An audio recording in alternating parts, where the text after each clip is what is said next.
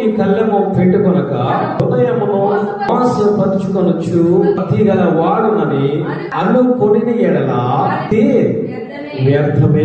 ఈ విధముగా ఆయన మాట్లాడుతూ ఉన్నారంటే జీవ మరణములు నాలుగు వశము దాని అందు ప్రీతి గల వారు దాని ఫలము తిందురు. అంటే నువ్వు మరణించాలన్నా, నువ్వు జీవము గల వారిగా ఉండాలనంట ఎక్కడ ఉన్నది అనంటే నాలుకలో ఉన్నది. మనము నిరంతరము ప్రార్థన చేస్తూ ఉన్నాం, పాడుతూ ఉన్నాం, ప్రతి దినము వాక్యాన్ని వింటూ ఉన్నాం, వాక్యాన్ని చదువుతూ ఉన్నాం.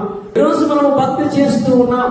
ఆ భక్తిలో శక్తి ఉందా లేదా శక్తిని కోల్పోతూ ఉన్నామా? మనము నీ హృదయానికి కళ్ళెం లేకపోతే, నీ నోటికి కళ్ళెం లేకపోతే, నువ్వెన్ని పాటలు పాడినా, ఎన్ని ఒక వాక్యాలు నువ్వు చెప్పినా, ఎంత బలముగా నువ్వు వాడబడుతూ ఉన్నా సరే ఆ భక్తి వ్యర్థమే.